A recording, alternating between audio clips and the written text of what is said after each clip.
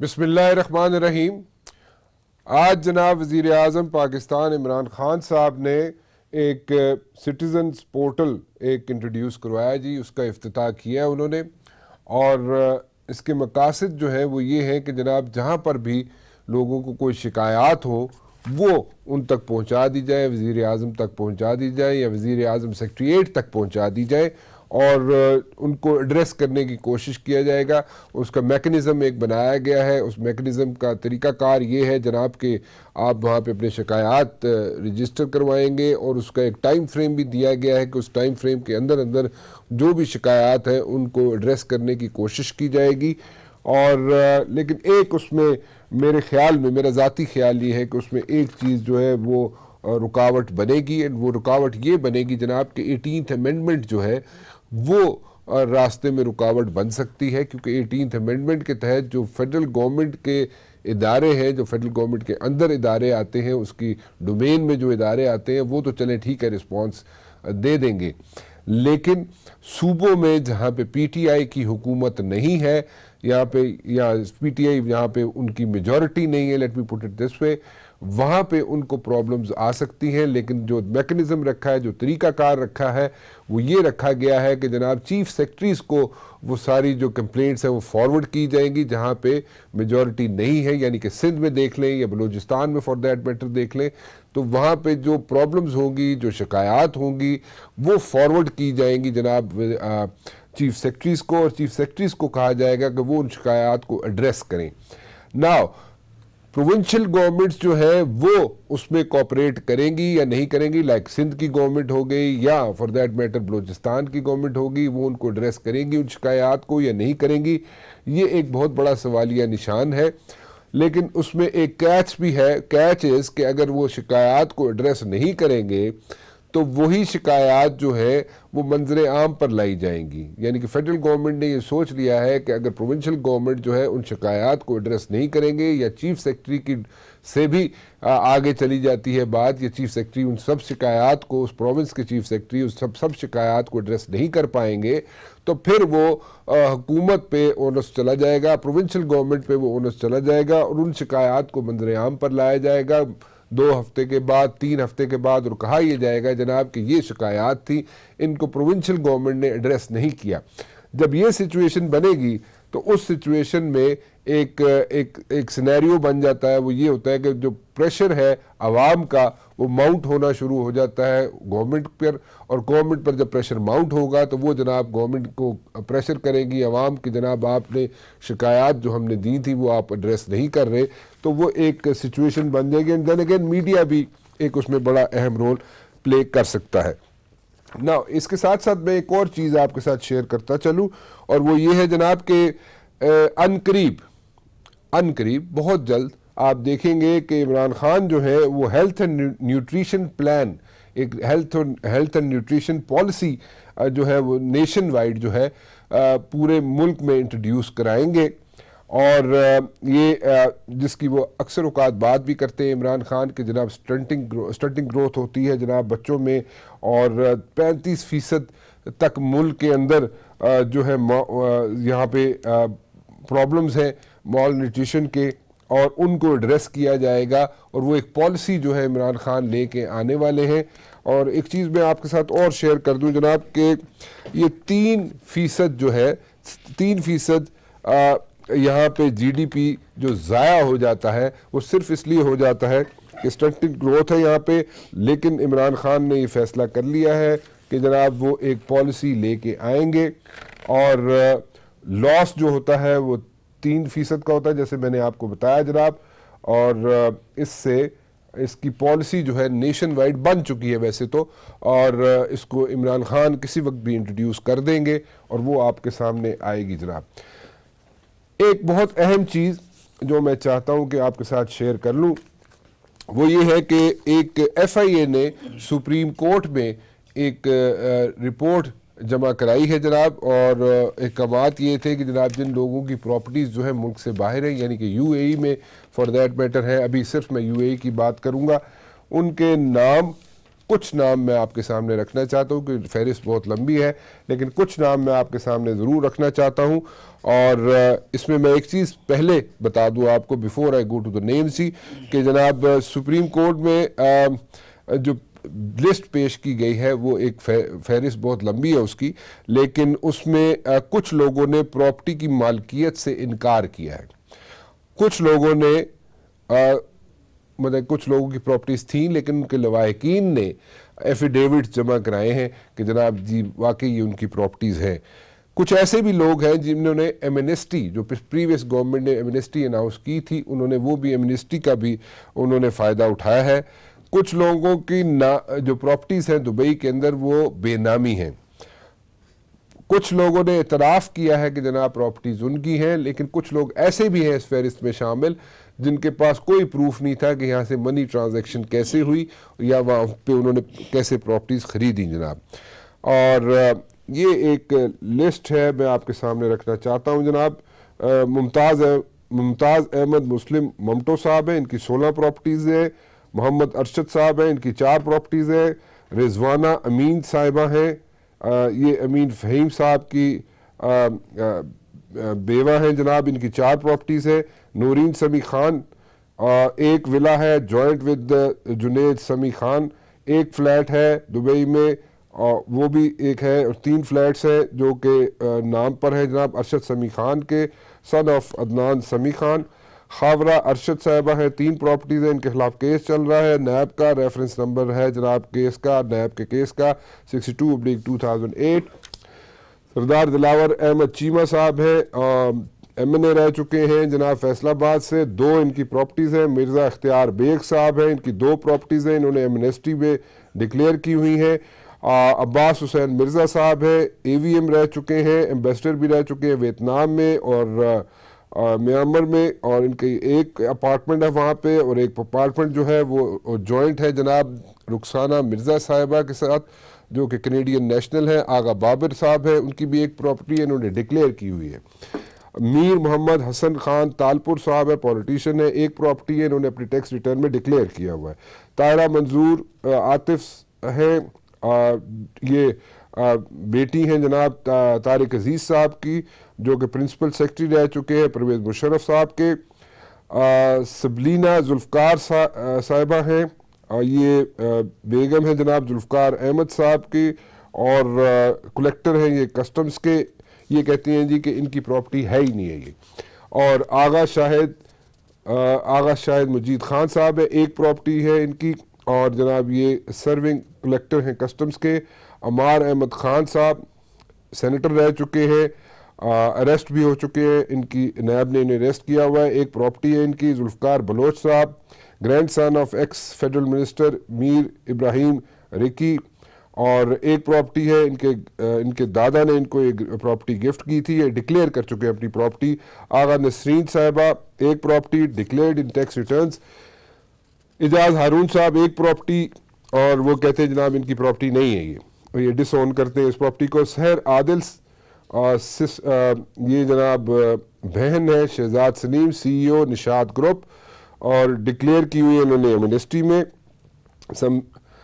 शर्मीन याहिया, ये सिस्टर हैं जनाब शहजाद सलीम साहब की, CEO है निशात ग्रुप, एक प्रॉपर्टी है इनकी। Ayesha Shahzad, wife of Shahzad Salim, CEO Nishat group, एक प्रॉपर्टी है इनकी। दीवान M यूसुफ फारूकी, बिजनेसमैन है, एक प्रॉपर्टी है, डिक्लेयर की हुई है इन्होंने एमनेस्टी में। गुलाम मुस्तफ़ा शाह साहब, एक प्रॉपर्टी है, डिक्लेयर की हुई है इन्होंने टैक्स रिटर्न में, और क्लेम्स दैट ये प्रॉपर्टी जो है इनकी बहन की है। अब्दुल्ला किदवानी PRO रह चुके हैं जनाब गवर्नर सिंध के, एक प्रॉपर्टी डिक्लेयर की हुई है एमनेस्टी में। मलक इफ्तिखार खान, एक प्रॉपर्टी, फौत हो चुके हैं, डिसीज्ड है, और लेकिन उनकी बेवा से कोई राब्ता नहीं हो पाया है। हाजरा तारिक, डॉटर हैं जनाब तारिक अजीज़ साहब के, तारिक अजीज़ साहब जो प्रिंसिपल सेक्रेटरी रह चुके हैं, और परवेज़ मुशर्रफ साहब के, उनकी एक प्रॉपर्टी है डिक्लेयर्ड इन टैक्स रिटर्न, इन्होंने डिक्लेयर की हुई है टैक्स रिटर्न में। परवेज़ अफजल खान साहब फॉरेन सर्विस के हैं, एक्स फॉरेन सर्विस है, एक्स CEO है उच्च पावर प्लांट के, एक प्रॉपर्टी है। सोहेल हबीब ताजिक, DIG शेखुपुरा रह चुके हैं। यूनाइटेड नेशन से जो इनकम इनकी आती रही जनाब, उसके बाद पोस्ट हुए होंगे ये, उनकी सैलरी से, उसमें एक प्रॉपर्टी है। ताज मोहम्मद आफरीदी साहब पॉलिटिशियन है, 7 प्रॉपर्टीज़ें डिक्लेयर की हुई इन्होंने टैक्स रिटर्न में। वासिफ अली एक ग्रेड 21 के ऑफिसर है और FBR में है, इनकी एक प्रॉपर्टी, और लेकिन वो डिसओन करते हैं वासिफ अली कि इनकी प्रॉपर्टी नहीं है। Jakim Khan Masood 2 properties declared in tax return, इन पे केस था जनाब FIA का 1990 में।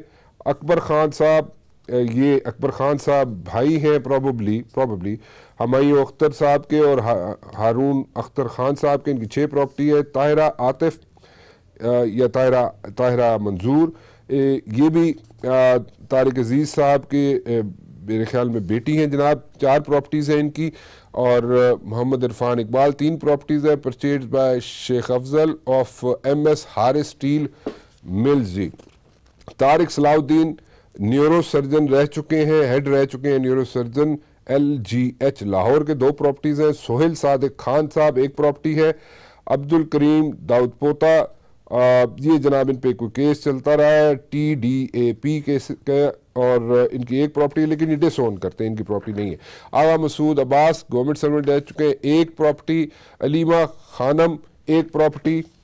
Ayesha Anwar Baig 1 property declared in tax return जनाब। इरफानुल्लाह खान मरवत पॉलिटिशियन 1 प्रॉपर्टी लेकिन डिसओन करते हैं। इरशाद अहमद एम्प्लॉय रह चुके हैं ज़री तरक्याती बैंक सिंध में, और 1 प्रॉपर्टी है लेकिन ये भी डिसओन करते हैं कि इनकी प्रॉपर्टी नहीं है। नुसरत वहीद 1 प्रॉपर्टी, और सम्बलीना जुल्फ़कार 1 प्रॉपर्टी, और सम्बलीना जुल्फ़कार भी डिसओन करती हैं।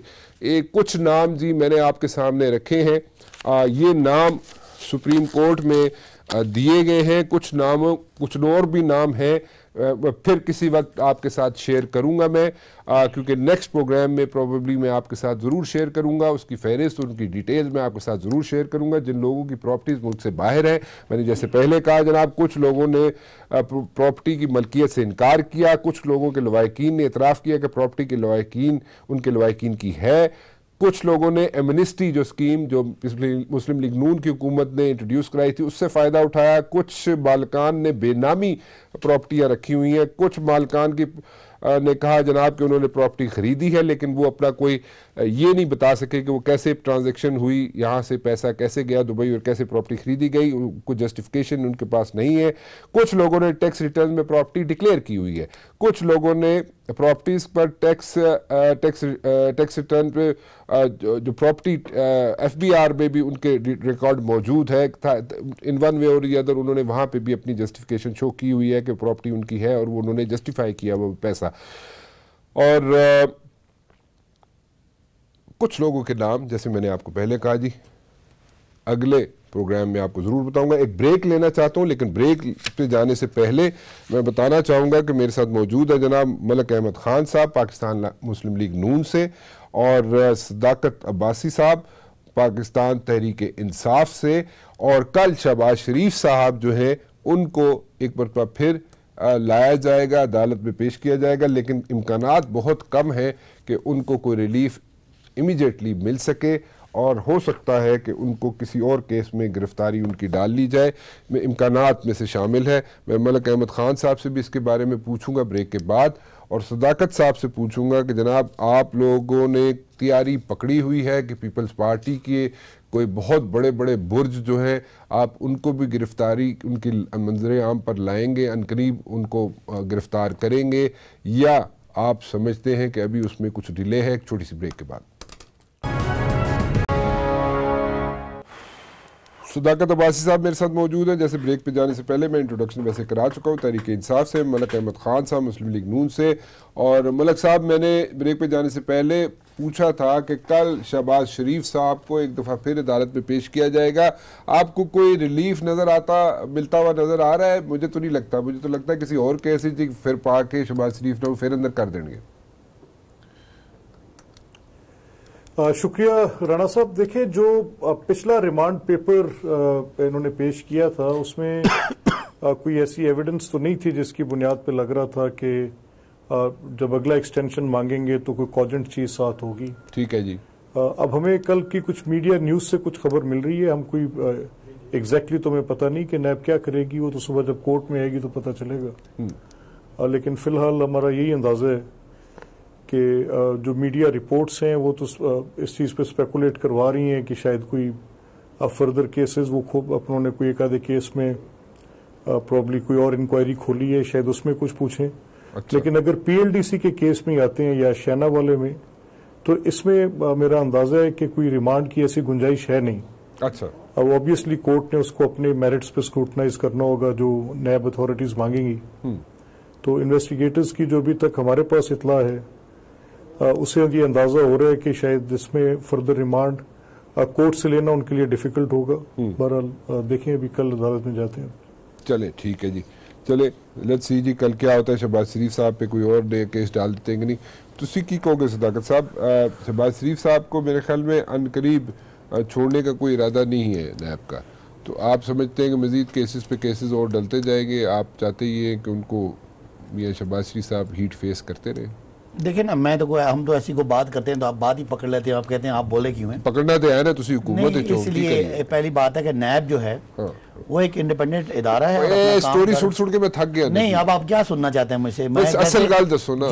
जो इफेक्ट एक मियां साहब की तरफ, पार्टी की तरफ से ये आया कि हमें तो पता ही कोई नहीं है, हमें तो बिल्कुल ही नहीं पता, बिकॉज वो जो विक्टिम होता है वो या जो बंदा अरेस्ट होता है वो तो ज्यादा उसको मालूमात होती है, इंडिविजुअल होता है। तो कहने की बात यह है कि ये तो हमने सुना है पिछले 10 साल कि इस पाकिस्तान में बहुत करप्शन हुई है। वो हमें बताया किसने? सिर्फ सुने तो नहीं, मैं सुन लेना। मुस्लिम लीग नून ने बताया कि पीपल्स पार्टी ने बहुत करप्शन की, और पीपल्स पार्टी ने बताया कि नून ने बहुत करप्शन की। और इदारे सारे हम देख रहे हैं कि कोई इंटरनेशनल जितनी अखबार हैं, जितना मतलब बड़े बड़े इंटरनेशनल आपके न्यूज़ चैनल्स हैं, या उन पे भी खबरें आती रहीं, बड़े बड़े पेपर भी लीक होते रहे। और हमने पाकिस्तान में देखा कि पीपल्स पार्टी ने नून के बहुत सारे करप्शन के केसेस इन्होंने आपस में बनाए, और फिर इन्होंने मिलके नैब का एक चेयरमैन ढूंढे, और वो चेयरमैन अपना काम कर रहे हैं। इसलिए हम समझते हैं, मैं तो ये समझता हूँ कि पाकिस्तान में पिछले 10 सालों में जो इस कौम पे कर्ज़ों का बोझ पड़ा, जिससे आज मईशत पे बहुत बड़ा वज़न है, उसके पीछे बहुत सारा रॉन्ग डूइंग्स हैं। अगर ना होती तो आज फालूदे वाले के अकाउंट से पैसे ना निकल रहे होते, मुर्दों के अकाउंट से पैसे ना निकल रहे होते, और बड़े बड़े जो लोग हैं इनके ये जरदारी साहब तो उसको जस्टिफाई कर रहे हैं, वो तो कहते हैं जी वो ट्रेडिंग के अकाउंट से। नहीं, जस्टिफाई तो मतलब असल मसला ही है ना। हम ये समझते हैं कि इतना यानी फॉल्टी निज़ाम रहा और इतना हल्का हाथ रहा कि ये अगर आप सुप्रीम कोर्ट में भी जो केसेस की पुरानी लिस्ट देखें तो इतने बड़े बड़े जो स्कैम हैं उनके केसेस सारे कोई मंतकी अंजाम तक नहीं पहुंचे। अभी आज एक खबर एक और आई है, उसका भाई साहब एक छोटी सी बात, उसमें एक रीजन था ना जी। उसका रीजन ये था कि SCCP, FBR, FIA और स्टेट बैंक का गवर्नर चारों मिलकर ही आइडेंटिफाई करते ना जी कितने अकाउंट गलत खुले या कितने ट्रांजेक्शन गलत होंगी। उत्थे अपने अपने बंदे अगर लग जाएंगे तो चुप कर देंगे, मिट्टी पा देंगे सारे काम। पूरा अलमिया है। और फिर एक और बात कि पिछले जो 1.5-2 साल से यहाँ पे करप्शन पे आवाज़ उठी है, और ख़ासकर पनामा के बाद, तो आज कोई रैंकिंग भी आई है इंटरनेशनली पाकिस्तान की, जो करप्शन में रैंकिंग थी या एंटी करप्शन ड्राइव की वजह से वो काफ़ी सारा नीचे है। मेरा ख्याल है कोई 175 मैं सुन रहा था, नैब के चेयरमैन ने आज फिगर दी है कि पाकिस्तान की 175 फिफ्थ उसका रैंक था और अब 116 पे आ गया। तो एक लिहाज से जो केसेस चल रहे हैं उससे कम अज़ कम, अब पता नहीं इनका अंजाम क्या होगा, कम अज़ कम मुझे जुमला कम अज़ कम जो बंदा आज हुकूमत में है हमारी पार्टी के दौर में, कम अज़ कम उसको खौफ है कि करप्शन का अंजाम बुरा होगा। इसमें यही आउटकम मैं लेता हूं। बाकी जब तक फैसला ना आए हम कमेंट नहीं कर सकते, लेकिन कौम हमारे जो वोटर है, जो मेरा वोटर है, वो बड़ा मुतमईन है और उसको अभी भी डर है कि इमरान खान किसी वक्त कोई हाथ ठंडा रख के को मुका ना कर ले। डर है उनको, बिकॉज माजी में ऐसा होता रहा। इसलिए हम बार बार कहते हैं, हमारी गवर्नमेंट भी बार बार कहती है कि एहतसाब को हम सपोर्ट करेंगे और कभी किसी को NRO नहीं देंगे, ताकि लोगों की उम्मीद जो बनी है। इस पे एक बड़ा एक लीगल पॉइंट है जिसपे मैं आपके साथ डिस्कशन करना चाहूँगा। पहले मैं मलिक साहब से एक बात पूछ लूँ, क्योंकि लीगल पॉइंट ये है कि अगर आप केसेस कच्चे बना के भेजेंगे अदालतों में, यानी कि नैब अगर कच्चे केस बना के अदालतों में भेजेगी तो वहाँ से तो वो बरी हो जाएंगे। तो अगर वो बरी हो जाएंगे तो सारी जिंदगी के लिए उन पे स्टैम्प लग जाएगा कि उन्होंने करप्शन की थी, कोई नहीं सी। ये तो वो भी मुद्दा आप पे पड़ेगा। साहब ये बिल्कुल सही बात है। और हमारा एक जो दूसरा गिला इन पिछले 10 साल हुकूमतों पे है, इन्होंने इस मुल्क को इदारे नहीं दिए। वो इदारे जो देते तो आज उन इदारों में ये पेश होके तो इत्मीनान का सांस लेते। हम समझते हैं कि इन्होंने सड़कें बनाई, इन्होंने वो मंसूबे बनाए जिनमें इनके लिए को माल पानी था, मुल्क के इदारे ये खड़ा ना कर सके, कर्जों पे और वो जो बाकी मुल्क के इदारे जो है उनमें रिफॉर्म लाना चाहिए था, वो नहीं ला सके। मैं उस पे आता हूं, इदारों पे भी आता हूं। मैं पहले मलिक साहब की गल भी सुन ली है ना। मलिक साहब की गल करन ही नहीं देंदे तुसी। हाली 3 महीने तानू पूरे नहीं होए, तुसी मुस्लिम लीग नून नूं बोलण ही नहीं देंदे तुसी। यानी खुल के बोलो मलिक साहब, बोलो जी तुसी, खुल के बोलो। राणा साहब देखिए, आपकी मेहरबानी, आपने बात करने की इजाजत ले दी। नहीं मैं लड़के तानू टाइम ला के देता है। हमारे कंसर्न्स, मेहरबानी sir, I am grateful. Abbas साहब को मैं रोकना नहीं चाह रहा था, मैं चाह रहा था बात कर लें जो करना चाह रहे हैं। देखिए, जहां तक इस चीज का ताल्लुक है ना, अगर अकाउंटेबिलिटी इस गवर्नमेंट का, ये बार बार पीटीआई के जितने भी लोग हैं, इंक्लूडिंग अब्बासी साहब, ये हर जगह क्लेम करते हैं कि पीटीआई हमारी गवर्नमेंट का जो है वो हमें मैंडेट इस बात का मिला। तो फिर ये आपको सिर्फ इस चीज का मैंडेट नहीं मिला कि आपने अपने पॉलिटिकल ओपोनेंट्स की विच हंटिंग करनी है, फिर आपने अक्रॉस द बोर्ड करनी है। और अगर अक्रॉस द बोर्ड करनी है और अकाउंटेबिलिटी करनी है तो 11 वो लोग हैं जो आपकी सारी कैबिनेट्स में इस वक्त बैठे हैं और की पोजीशंस में बैठे हैं और अरबों रुपए की करप्शन उनके ज़िम्मे है। अभी आपके सामने आपने भी जो लिस्ट पढ़ी उसमें प्राइम मिनिस्टर की हमशीरा का नाम भी है, अलीमा खान साहिबा का। अब ये प्रॉपर्टी उनको इनहेरिट तो नहीं हुई, अब ये प्रॉपर्टी कैसे बनी? अब या तो इसमें उनको जवाब देना चाहिए जिस तरह से बाकी लोगों के बच्चों के और थोड़ा सा इंटरफियर करूंगा मलिक साहब यहाँ पे। मैं एक चीज यहाँ पे बता दूं आपको मलिक साहब, मैंने जैसे पहले भी अर्ज किया, कुछ प्रॉपर्टीज ऐसी हैं जो डिक्लेयर्ड है टैक्स रिटर्न्स में और कुछ प्रॉपर्टीज ऐसी हैं जिसको एमनेस्टी स्कीम के तहत इन्होंने वहां पे इसको जस्टिफाई किया हुआ है। कुछ प्रॉपर्टीज ऐसी हैं जो नाम मैंने दिए उनके बारे में, कुछ प्रॉपर्टीज ऐसी हैं जिसपे जनाब उन्होंने कहा हुआ है कि इसकी प्रॉपर ट्रांजैक्शन शो की हुई है कि प्रॉपर ट्रांजैक्शन हुई है और वहां पे बाइंग हुई है। कुछ प्रॉपर्टीज ऐसी हैं जिसका बिल्कुल सिर पैर ही नहीं पता कि पैसे कितों गए थे कितों आए। सो अब ये अभी एवेल्युएट करेगी जो हमशीरा का नाम जो है इमरान खान साहब की एवेल्युएशन जो होनी है उनकी हमशीरा की प्रॉपर्टी की, ये FIA करेगी कि जनाब इनकी प्रॉपर ट्रांजैक्शन हुई है नहीं हुई है, इन्होंने टैक्स रिटर्न में शो किया हुआ है, FBR में इनका रिकॉर्ड है या नहीं है। सो थिंग्स लाइक दैट, जो भी SOP है उसको फुलफिल किया या नहीं किया, अभी इसका होना बाकी है कुछ लोगों का। देखिए, ये आपने जो कहा, हम चाहते हैं इसकी प्रॉपर थॉरो इन्वेस्टिगेशन हो जी, और अगर उनकी ये जस्टिफाइड इनकम हो और तो फिर उनको इस तरह से हॉन्ट ना किया जाए। वो केस बे केस तो हम नहीं कहेंगे, लेकिन अगर वो जस्टिफाई ना कर सके तो she should be held accountable for that. बिल्कुल, हमारा तो इससे ज्यादा मुद्दा नहीं होगा। बिल्कुल सही, ठीक। अच्छा, और जहां तक ये दूसरी बात मैं आपसे कहूं राणा साहब, मैं कम से कम कोई पिछले 40 दिन से मैं रोज रात को गेज कर रहा हूं, किसी ना किसी media, different sections of media में जाना पड़ता है, तो मैं गेज कर रहा हूं कि एक खास एजेंडा सेट किया जा रहा है और वो एजेंडा सेटिंग गवर्नमेंट की तरफ से हो रही है।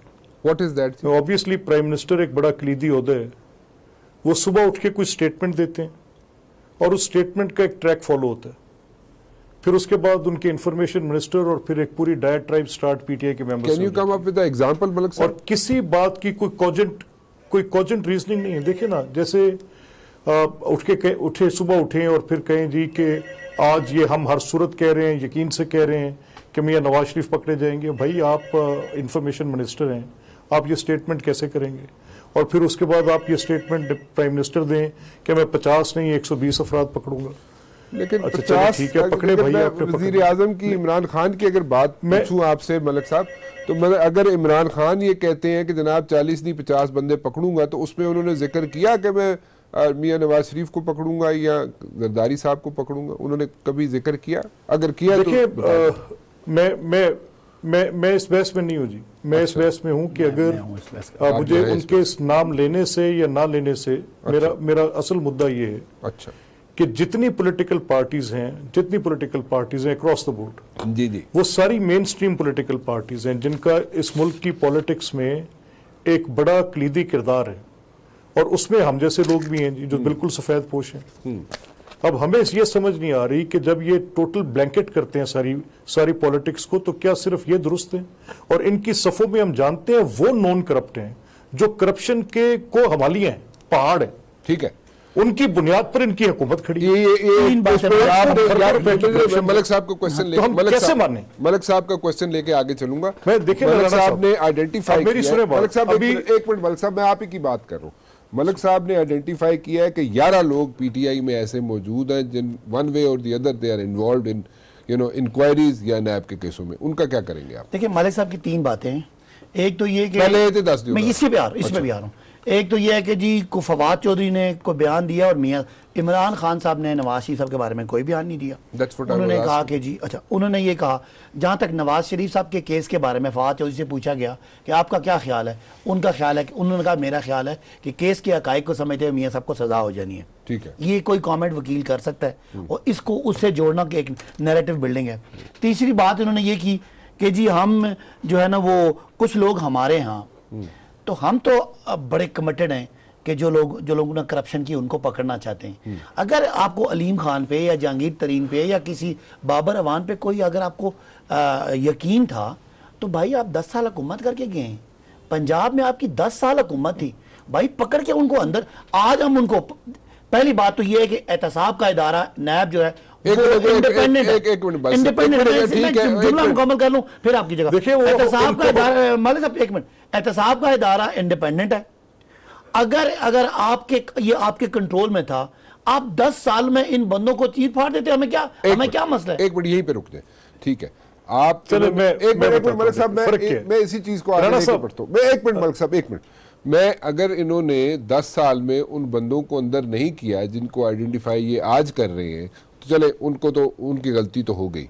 आज अगर वो बंदे आप समझते हैं या ये समझते हैं कि उन पे इंक्वायरी कोई चल रही है, तो आप क्यों नहीं अंदर कर देते? हुकूमत खुद क्यों नहीं कर देती? मैं आपको सवाल, आपकी गाड़ी खुदा न खास्ता एक पैकेट पे पकड़ी जाती है, जाली है, तो आप बजाय कि अपना जवाब दें, आप कहें वो अगे गड्डी लंघी वो भी जाली सी। हम कहना क्या चाहते हैं? कानून एक कानून के प्रोसेस में आप आए हुए हैं। अगर बाबर अवान साहब पे एक इंडिपेंडेंट इंक्वायरी इदारा केस चला रहा है, कल बाबर अवान साहब को वो अरेस्ट करे तो भले करे, अगर वो किसी और को अरेस्ट करे तो भले करे।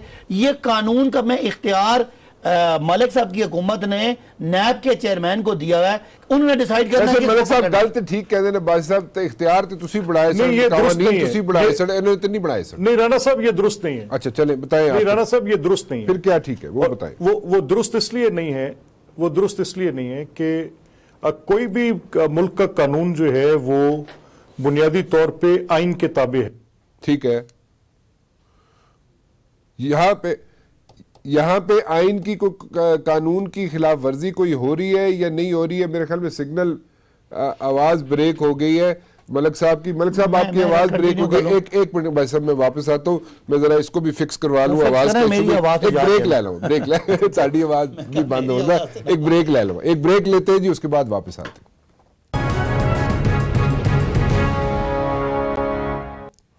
मलिक अहमद खान साहब मुस्लिम लीग नून से, आप अपना मुद्दा बयान कर दें। मलिक साहब ब्रेक क्योंकि लंबी हो गई है और आप मुद्दा जल्दी जल्दी बयान कर दें अपना। देखिए ना सर, मैं ये कह रहा था कि जैसे मेरा फंडामेंटल राइट है वो मेरी लिबर्टी है और कॉन्स्टिट्यूशन उसकी गारंटी देता है। अगर आपने किसी सबऑर्डिनेट लॉ, लेट से नैब लॉ के तहत मुझे पकड़ना है, तो फिर बड़ी उसके रिमांड पेपर में ये रिफ्लेक्शन तो नहीं आनी चाहिए कि गिरफ्तार मुझे पहले कर लिए, मेरा एक आईनी हक सल्ब कर लिए, बुनियादी आईनी हक सल्ब कर लिए। सर ये तो कानून नैब में मौजूद है ना सर, नैब के अंदर कानून मौजूद है। नहीं देखें वो कानून कैसे कि आपने पहले मेरी फंडामेंटल राइट, मेरी लिबर्टी को सेफ गार्ड करना है। बर्डन ऑफ फेयरनेस आपके ऊपर है जो अदारे तफ्तीश कर रहे हैं। अगर आपके पास कोई सबूत ऐसा मौजूद है तो आपको पहली डेट पर रिमांड पेपर पे देना चाहिए। और अगर आप ये मांग रहे हैं कि हमने सबूत मजीद ढूंढने हैं तो फिर तो बड़ी गलत बात है। फिर तो आप उस आइन का कानून का सहारा लेकर आइन शिकनी कर रहे हैं सर। अच्छा मैं इसका जवाब ले लूं। अगर इतनी कानून की वायलेशन हो रही है तो मेरे ख्याल में you should go to the supreme court Malik साहब। लेकिन अगर कानून का देखे ना, ये होता है कि अथॉरिटी कानून का मिस यूज कर सकती है, तो आपके पास अगर फोरम है और अगर मैं तो असल गिला ही है कि ये बैठ के कानून को, आज इस कानून को आइन या जो, क्योंकि ये लॉ के एक्सपर्ट हैं, आइन के खिलाफ डिक्लेयर कर रहे हैं या किसी प्रैक्टिस को कर रहे हैं, तो आपको भाई जब 5 साल या 10 साल मिले थे तो आप कानून बदल लेते हैं। और दूसरी बात ये, अभी भी अगर आप समझ रहे हैं कि किसी को अरेस्ट करना या मियां शहबाज शरीफ को अरेस्ट करना आइन और कानून के साथ ज्यादती है, तो आपके उसके ऊपर फोरम मौजूद है, आप जाएं और नैब वालों को आप जाके उनको उनके खिलाफ जो हमें बातें कहते हैं आप इस फोरम पे, आप हाई फोरम पे जाके इसके लिए रिलीफ ले लें। वायलेशन हो रही है कानून की, तो why don't you go to the supreme court और एनी हायर कोर्ट? मैं राणा साहब अर्ज करूं जी, मैं अर्ज करूं सर। देखिए जो मेरी लीगल रेमेडीज हैं वो तो मैंने अपनी एग्जॉस्ट करनी है, मैंने उनको अवेल भी करना है। एक कोर्ट से रिलीफ नहीं मिलेगा, अगली पर जाऊंगा, ठीक है ना, वो तो अपनी जगह पर एक बात मौजूद है। मैंने तो आपको ये कहा द सूनर द बेटर। जो आइन है, आइन मुझे मेरा बुनियादी हक देता है कि मेरी फ्रीडम को कर्टेल नहीं किया जाएगा जब तक अदरवाइज कोई ऐसी सूरत पैदा नहीं होती। अगर वो उसको करना है तो फिर बड़े किसी मजबूत बुनियाद पर करना है, मेरी आजादी को तो नहीं छीना जा सकता ना। अच्छा, अगर आप तो मैं ये कह रहा हूं कि मेरा मुद्दा है, देखिए मैं जो मुझे समझ आती है वो ये आती है समझ कि जनाब ये सारे कवानीन तो आपके दौर में बने थे या पीपल्स पार्टी के दौर में बने थे, तो अगर इसमें कोई फ्लॉज रह गए हैं तो आप लोगों को एड्रेस कर लेने चाहिए थे। आज अगर आपको ये बात याद आ रही है और अभी भी आप समझते हैं गड़बड़ है कोई, तो go to the next court, go to the higher court. और मैं